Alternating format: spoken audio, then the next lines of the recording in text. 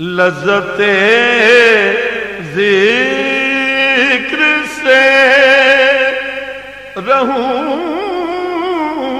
सरशार, लज़्ज़ते ज़िक्र से रहूं सरशार, तपिशे फिक्र से गुदाज रहूं, तपिशे फिक्र से गुदाज रहूं, वक्फ़े ज़िक्र गुनाह असर करेगा नहीं करेगा? बिल्कुल मैम। अब ये बात है, जिना करना या डाका डालना मोमिन नहीं रहता, क्योंकि मोमिन है अमल वाला, तो उसके अमल से अमल में नुक्स पैदा हुआ, दोनों फसादी काम हुए, तो इसलिए मोमिन नहीं रहा। लेकिन निस्बत खुद सरकार आलम ने कायम रखी है, हम नहीं रख रहे। आपसे सवाल हुआ कि या रसूल अल्लाह, आपकी उम्मत में क्या जानी होंगे? आपने क्या फरमाया? कि होंगे। क्या डाकू होंगे, चोर होंगे? आपने फरमाया होंगे।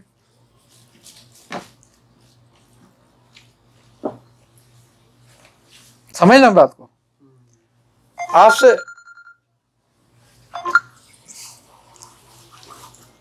आपसे पूछा कि या रसूल अल्लाह, क्या आपकी उम्मत में झूठे होंगे? आपने क्या फरमाया? कि उनसे हमारा कोई ताल्लुक नहीं। जाने के लिए नहीं कहा, इस निस्बत कायम रखी उससे। चोर के लिए नहीं कहा, उससे निस्बत कायम रखी, क्योंकि वो नुक्स तो पैदा हुआ, लेकिन अगर वो तायब हो जाए तो अल्लाह माफ करने वाला है। झूठों के लिए, जिसको शराब की हद लगी थी उसके लिए कहा कि अल्लाह रसूल मोहब्बत करता है, इसको बुरा ना करो, इस पर लानत ना करो। तो बात यह है कि निस्बत नहीं टूटती इन चीजों से। यह कमाल बात है, क्योंकि ये मासियत है, मासियत दूर हो सकती है, लेकिन जिसको झूठ बोलने की आदत पड़ जाए वो नहीं दूर होती, क्योंकि झूठा शैतान था। झूठ हर ऐब की जड़ है, हर फिसाद की मां है।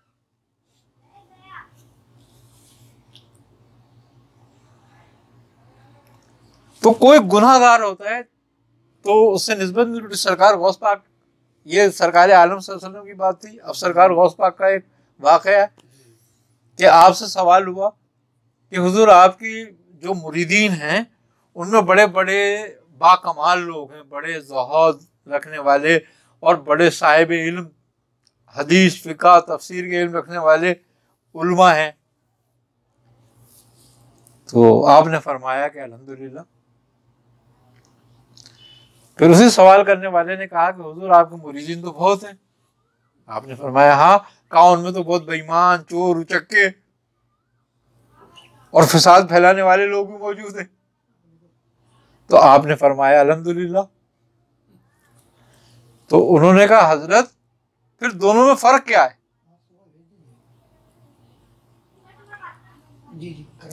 आपने फरमाया कि तमाम साहिब इल्म मेरे लिए हैं। क्या? तमाम साहिब इल्म मेरे लिए हैं, और तमाम वो लोग जो दुनिया के ऐबों में पड़े हुए हैं, मैं उनके लिए हूं। इनकार नहीं करा निस्बत से कि मेरा उनसे ताल्लुक नहीं। तो निस्बत हमेशा कायम रहती है जब तक तुम निस्बत को ना तोड़ दो। अब मैं हूं, माज़अल्लाह मैं कह दूं मैं अब्दुल कादिर जिलानी का मुरीद नहीं हूं भाई, मैं उनसे ताल्लुक नहीं रखता, तो मैंने अपने हाथ से तोड़ दी ना अपनी निस्बत। अब मेरा ताल्लुक खत्म हो गया। लेकिन अगर कोई मुझे कहता रहे कि भाई तू मेरा नहीं है, तो फिर मैं जाऊं कहां? जैसे कि काबे के अंदर एक शख्स को निदा आती थी कि तुझे यहां से क्या मिलेगा, निकल यहां से, हम तुझे माफ करने वाले नहीं। तो फिर जाता था काबे में।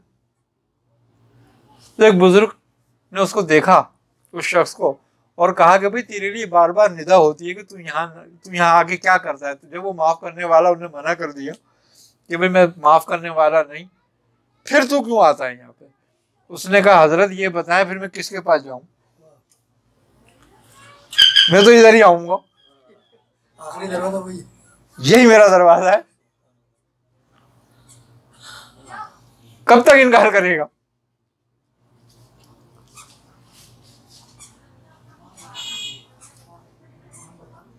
जब मैं आने से बाज नहीं आ रहा तो वो मुझे कब तक मना करेगा? अगर वो रोकना चाहे तो वो तो कादिर है, मेरा दिल फेर दे। मगर मेरा दिल नहीं फेरा, इसका मतलब ये है कि मेरा इम्तहान ले रहा है, मुझे मुश्किल में डाला हुआ है, बस मेरे से लाट करता है।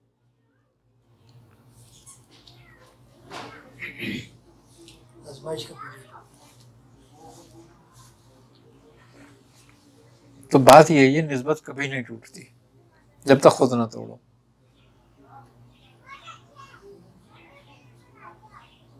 और मजे की बात यह है कि पीर कामिल नहीं होता, निस्बत कामिल होती है।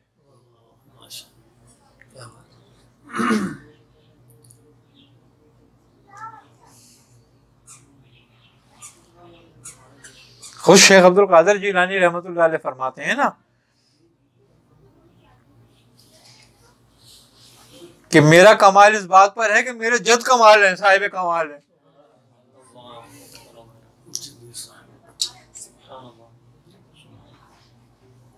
तो निस्बत का कमाल हुआ ना।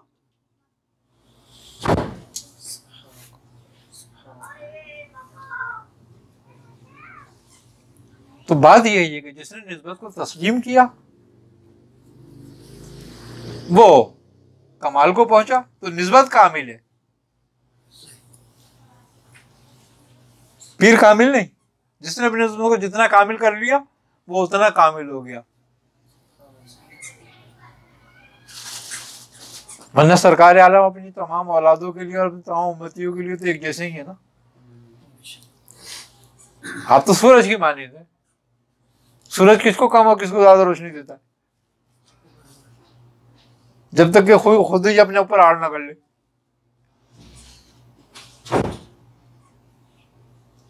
वो आड़ बेयकीनी की है।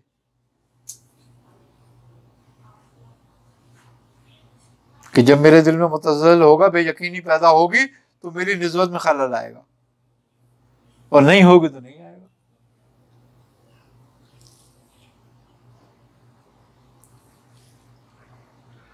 इसीलिए बुजुर्ग कहते हैं कि पीर बड़ा नहीं होता, निस्बत बड़ी होती है।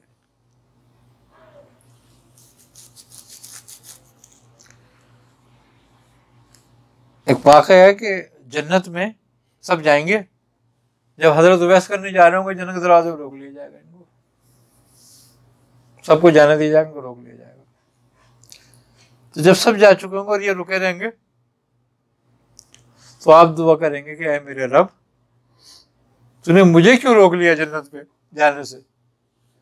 तो कहा है उवैस, हमने तुम्हें इसलिए रोका है कि तुम जरा अपने पलट कर देखो पीछे। तो जो आप पलट कर देखेंगे तो क्या देखेंगे कि अरबों लोग जो हैं जहन्नुमी होंगे खड़े हुए। तो रब कहेगा कि ए उवैस, ये तुम्हारे मुंतज़िर हैं कि तुम इनकी शफाअत करोगे। तो तुम जिधर जिधर उंगली घुमाओगे हम सबको जन्नत में भेज देंगे, इसलिए लोग आए तुम्हें जन्नत में जाने। तो आप एक एक शख्स को जन्नत में भेज के जाएंगे।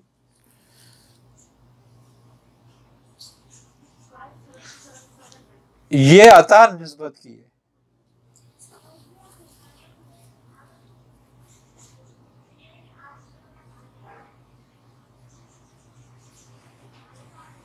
वरना अगर उवैस को नबी से वो निस्बत ना होती तो ओवैस होता।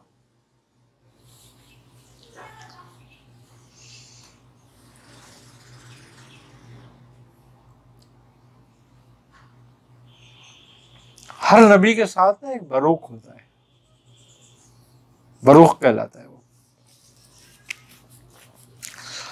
वो बरूक जो होता है ना वो पोशीदा होता है और उसकी हिम्मत का शाफे होता है, उसका मददगार होता है।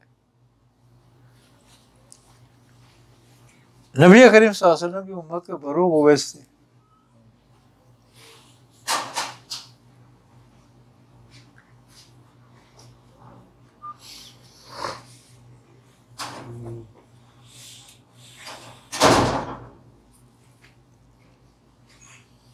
आप साहबी नहीं है,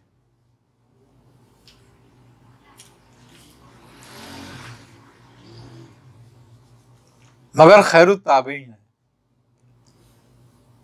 ताबईन के सरदार है।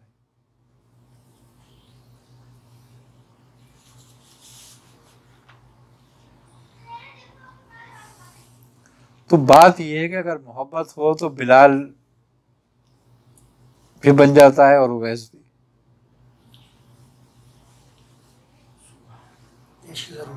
हाँ, और मजे की बात यह है कि बिलाल और ओवैस किसी दौर में खत्म नहीं होते, पैदा होते रहते हैं। हर हादी के साथ एक बिलाल एक ओवैस जरूर होता है, यानी कि हर पीर के साथ कि वो अपनी निस्बत इतनी मजबूत कर लेता है।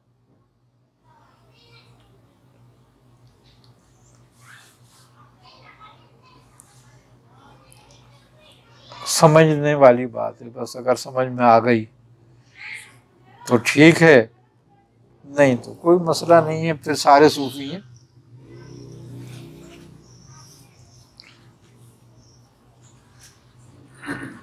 यानी अगर समझने के लिए ये सवाल हो कि सरकार गौसे पाक के ओवैस और बिलाल कौन है, कुछ बता सकते हैं, तयन कर सकते हैं? एक शेख शहाबुद्दीन सोहरवर्दी थे। अच्छा,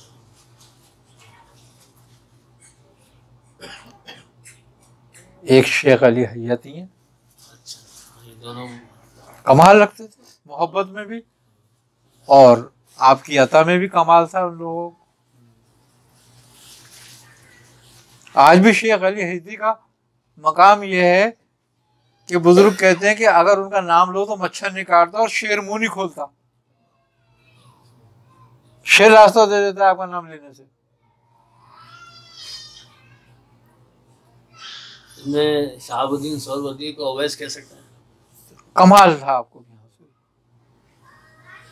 और हजरत खुद फरमाते हैं, सरकार गौस पाक रज़ी अल्लाह ताला अन्हु कहते हैं कि ऐ शहाबुद्दीन, मेरे बाद तुम इराक के सबसे मशहूर और आखिरी वली हो गए। शेख शहाबुद्दीन सोहरवर्दी से ज्यादा मशहूर कोई नहीं है इराक में, और उनके बाद कोई नहीं आया फिर। अब अंदाजा कर लो, निस्बत की वजह से। जबकि आप मुरीद थे ज़ियाउद्दीन नजीब के, लेकिन जब आपने आपको आपकी खिदमत में भेजा तो फिर आपके तमाम निस्बतें, तमाम मोहब्बतें आपके साथ थी।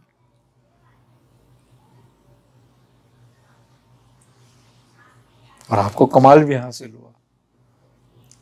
और आज हिंदुस्तान में सिलसिला सोहरवर्दिया तमाम हिंदू पाक में मौजूद है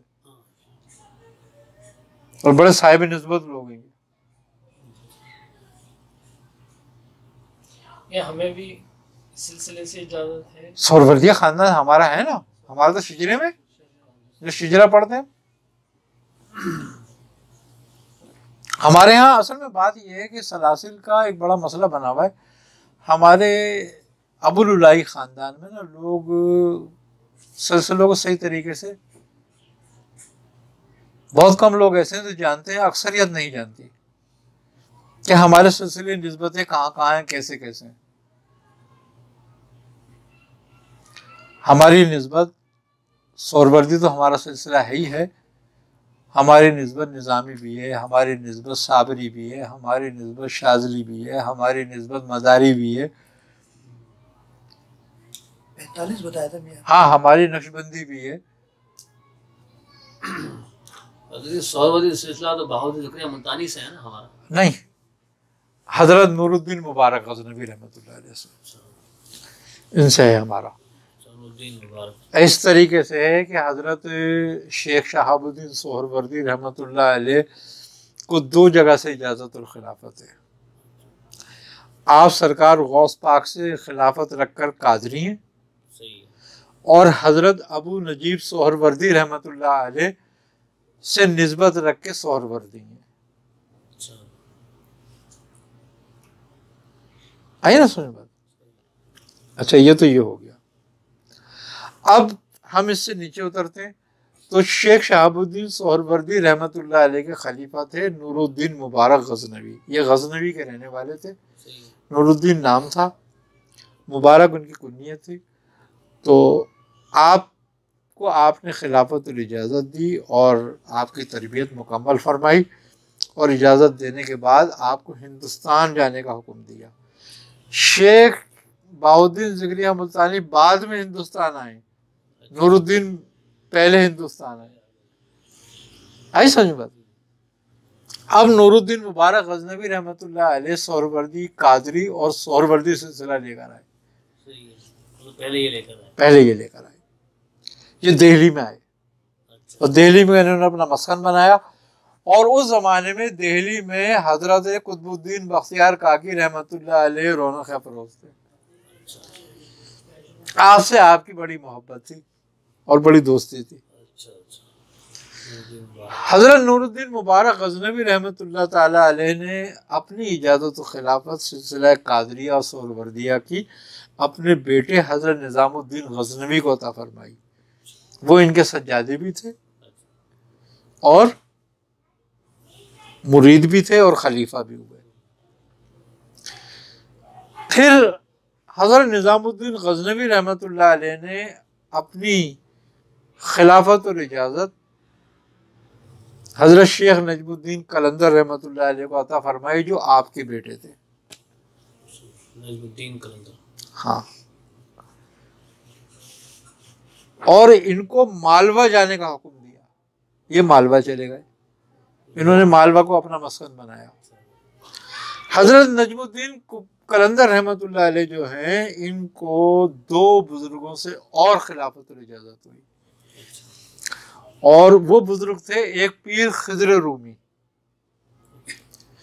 पीर खिज़र रूमी कलंदर जो थे वो कलंदरी सिलसिले के बुजुर्ग थे, और हज़रत अब्दुल्ला अलमदार कलंदर रहमतुल्लाह अलैह के आप खलीफा थे।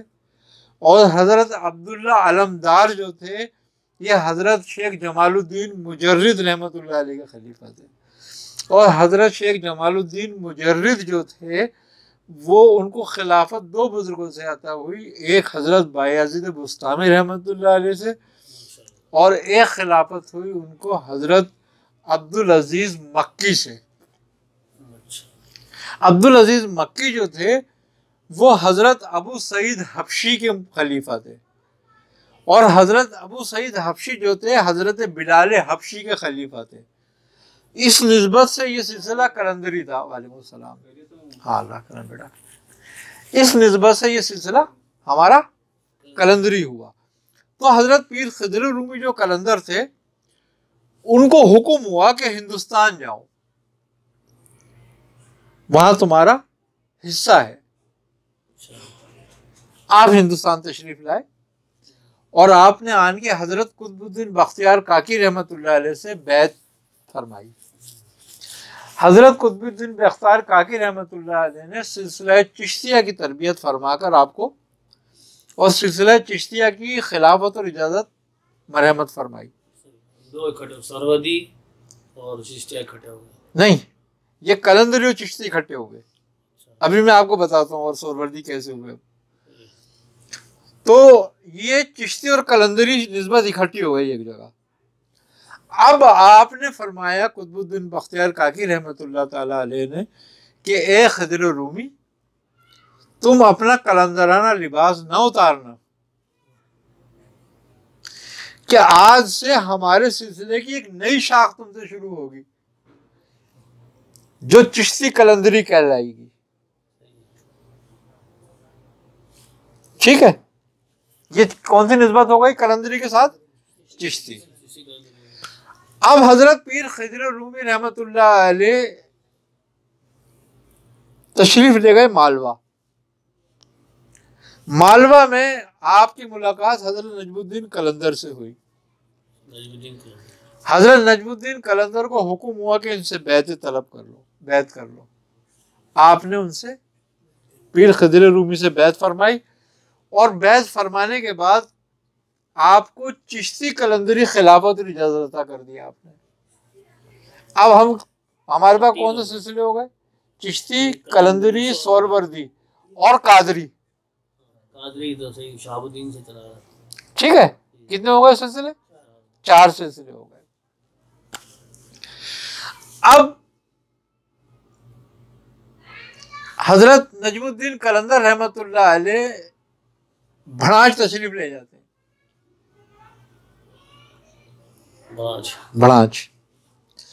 भड़ांच में आपकी मुलाकात होती है शेख अजमल भड़ांची से। और शेख अजमल भड़ांची रहमतुल्लाह ताला अलैह ने आपको मदारिया खानदान की खिलाफत और इजाजत दी।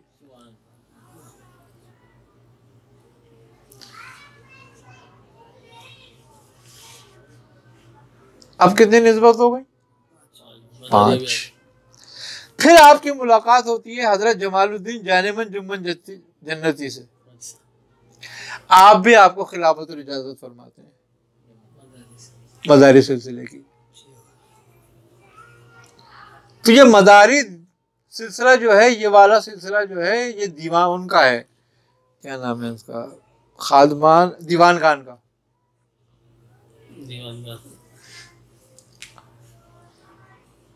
मलंगी सिलसिला है ये। तो अब कलंदरी मलंगी भी होगा, मदारी है। आई समझ में बात? अच्छा, अब ये तो यहां से हो गया सिलसिला। अब हम नीचे उतरते हैं।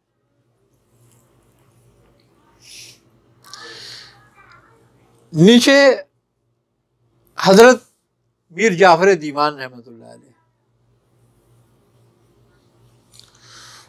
उनको निस्बत शत्तारिया हुई।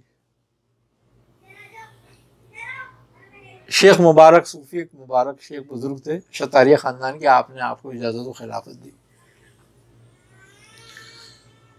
फिर हम उससे नीचे उतरते हैं। कितने हो गए ये? हम नीचे उतरते हैं। अब जब नीचे उतरते हैं हम,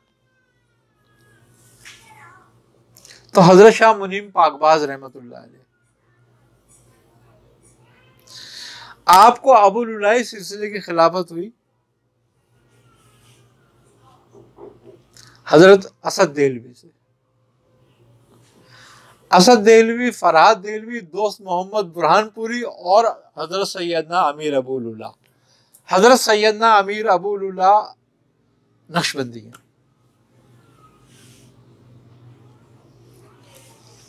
अबूलुल्लाह नक्शबंदी होगा, यहाँ से निस्बत हासिल हो गई। अब हम नीचे उतरते हैं और थोड़ा सा। हजरत मौलाना अब्दुल हई शाह साहब, आपको आपके वालिद से सारी निस्बतें मिली, खिलाफतें मिली, शाह मुखलिसुर रहमान जहांगीर से। उसके अलावा आपको खिलाफत और इजाज़त हुई चिश्ती, साबरी, शाजली और निज़ामी ख़ानदान की हज़रत हाजी इमदादुल्लाह महाजिर मक्की रहमतुल्लाह अलैह से। और एक खिलाफत और इजाज़त हुई आपको हज़रत शेख अब्दुल रज़ाक बासवी रहमतुल्लाह अलैह से। ये कादरी रज़ा की सिलसिला है।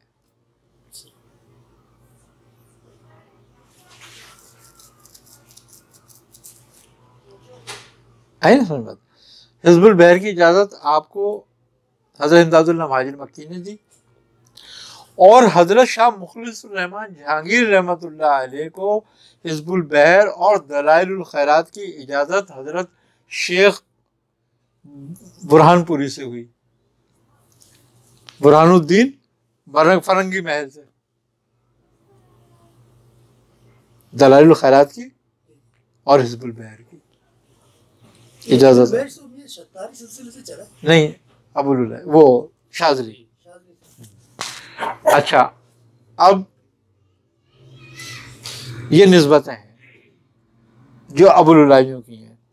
अच्छा, अभी मैंने बहुत कम बयान करी हैं ये, अभी तो मैंने ख़ास बयान करी है मदारी कादरी, वरना अगर इस निस्बतों को आगे लेके चले हम तो ये बहुत फैल जाती हैं, 40 निस्बतें हो जाती हैं कम से कम। ये आई ना समझ में बात। अच्छा, फिर उसके अलावा हमारा जो अपना सिलसिला रहा उसमें यह कि हमें मुख्तलिफ बुजुर्गों से इजाज़तें हुई, मुख्तलिफ ख़ानदानों की।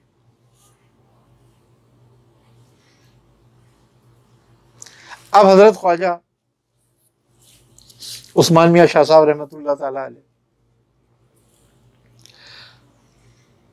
इनको हज़रत ख्वाजा हसन निज़ामी से भी बड़ी अच्छी निस्बत थी, लेकिन उन्होंने खिलाफत और इजाज़त नहीं दी थी इनको, लेकिन अक्सर अमाल की इजाज़त दी जिसमें हिजबुल बहर भी थी, और अपने घर में बिठा के चिल्ला कराया।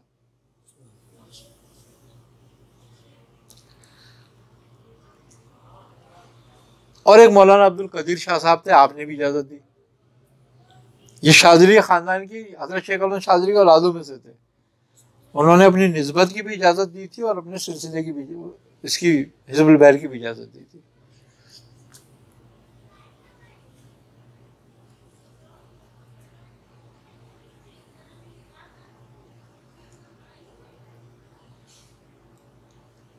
आई ना समझ बात। अच्छा, मुझे हज़रत उस्मान मियाँ से इजाज़त हुई इस ख़ानदान की, और हज़रत ख्वाजा मंजूर हुसैन शाह साहब से इजाज़त हुई और मुख्तलिफ ख़ानदानों की हुई, जिसमें आपका अपना सिलसिला मदारी शतारी था।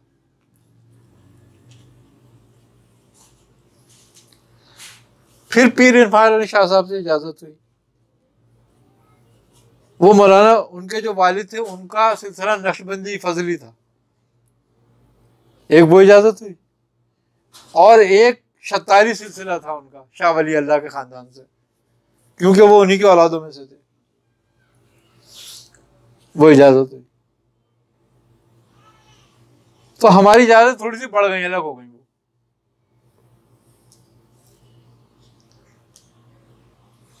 तो इस तरीके से 45 शाखें बनती हैं अगर हम उसको लगाएं साहब तो, और पूरे शिजरे मेरे पास मौजूद हैं सारे।